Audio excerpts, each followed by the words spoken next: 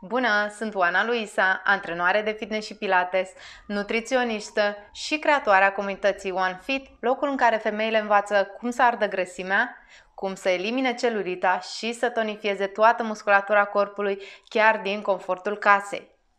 Vreau să-ți mulțumesc în primul rând pentru completarea chestionarului.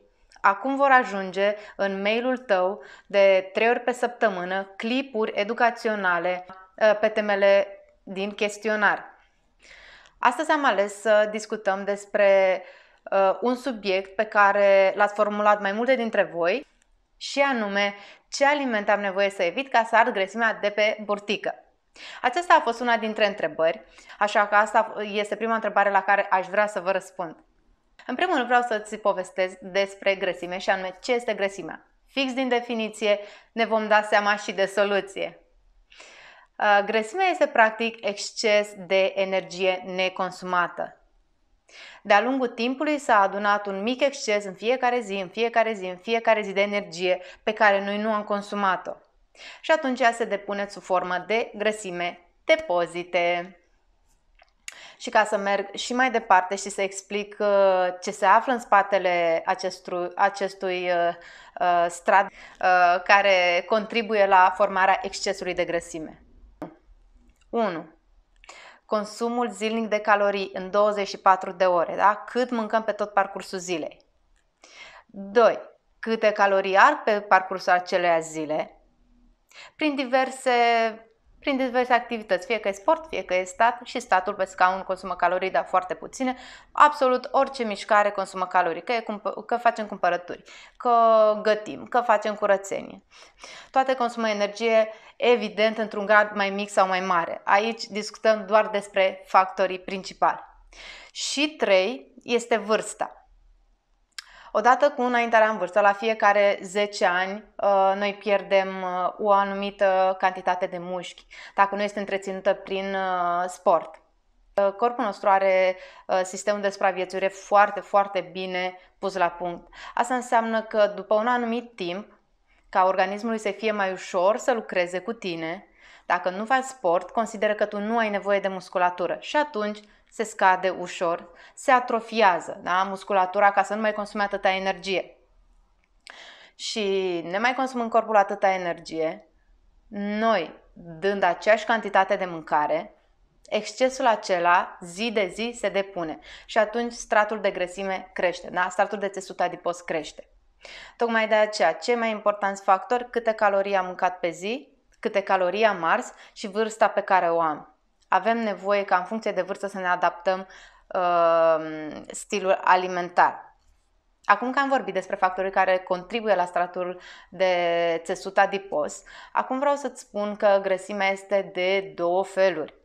Și anume, cea superficială pe care o avem fix sub piele și cea viscerală este grăsimea care înconjoară toate organele noastre. Acestea împreună s-a demonstrat că pot influența apariția diabetului de tip 2 și a bolilor de inimă, pe care nu le vom dezvolta aici, dar în mare cam asta se întâmplă în momentul în care avem un țesut adipos ridicat pentru mai mult timp. Așa că, după cum îți spuneam, din definiție, grăsimea fiind un exces de energie neconsumat, ca să scădem nivelul de grăsime avem nevoie să consumăm energia stocată. Și asta o facem printr-o metodă foarte simplă, se numește deficit caloric. Trebuie să mâncăm puțin mai puțin decât consumăm, ca energia să fie luată din stocuri. Prin faptul că ardem grăsimea stocată, scădem și riscul apariției de diabet și de boli de inimă. Așa că în primul rând mergem pe sănătate și apoi pe estetic. Acum, ca să revin la întrebarea, de fapt, la care vreau să răspund. Care sunt alimentele de evitat ca să scap de grăsimea de pe burtică? O să iau cu numărul 1. Zahărul. Zahărul pe care îl consumăm conștient și inconștient. Conștient adăugându-l în cafea, ceai, lapte sau alte produse dulciuri făcute în casă și cel inconștient pe care îl luăm din toate alimentele ambalate pe care le cumpărăm de la supermarket, de la conserve, la legume conservate, la evident, biscuiți, prăjituri și tot ce cumpărăm procesat din oraș. Acesta este zahărul pe care îl consumăm în mod inconștient dacă nu ne uităm pe etichete. Așa că zahărul este numărul 1 și avem nevoie să fim conștiente de câtă cantitate de zahăr adăugăm în dieta noastră zilnică și ne întoarcem un pic la numărul 1, factorul numărul 1 care contribuie la creșterea țesutului adipos. Câte calorii consum pe zi. Bun. Numărul 2 sunt carbohidrații. Aici mă refer la excesul de carbohidrați, nu la carbohidrați în sine. Carbohidrații sunt orez, pâine, covrigi, paste, pizza, blatul de pizza, adică tot ce înseamnă făinoase. Tot ce înseamnă făinoase și mai ales carbohidrații simpli, cum e făina albă, orezul alb, pastele albe, blatul de pizza alb, da, care ridică foarte mult nivelul de zahăr în sânge și atunci, dacă eu nu consum caloriile, energia aceea, boomul acela de energie dintr-o pizza, paste, pâine, orez alb, da, pe parcursul zilei, ea se va pregăti pentru a fi depusă ca rezervă de energie. Da? Sub formă de țesut adipos, sub formă de grăsime. Așa că aici trebuie să avem grijă la surplusul de carbohidrați. Și numărul 3, care de fapt cred că le încoronează pe toate, putem consuma zahăr, putem consuma carbohidrați, dar numărul 3 ne vorbește despre porție, da? Mărimea porției în care consum zahăr, carbohidrați și alte alimente. Și proteinele, ca să știi că și ele pot îngrășa, da? Dacă mănânc mai multe proteine și sunt într-un surplus, corpul ce face? Îl transformă prin niște mecanisme de el știute la fel în energie neconsumată. Și vreau cumva să elucidez un caz în care seara mâncăm foarte mult, mâncăm o porție imensă de paste sau pizza sau orice vreți voi care ați simțit că gata, s-a depus pe moment. Să știți că nu este chiar așa. Grăsimea nu se depune de pe un minut pe altul. Dacă am mâncat acum o masă copioasă în seara asta, ca cină, și a doua zi sunt activă, îmi fac un antrenament, merg la sală sau fac antrenament acasă, nu o să se depună nimic, da? Surplusul de energie de fapt consumat. Grăsimea nu se depune, mănâncă acum și mâine dimineață, e sub formă de grăsime. Da? Ea așteaptă latentă pentru un timp ca să vadă dacă este consumată sau nu. Așa că nu-ți fă griji dacă tu mănânci în regulă de obicei și la o masă mănânci mai mult decât ai nevoie.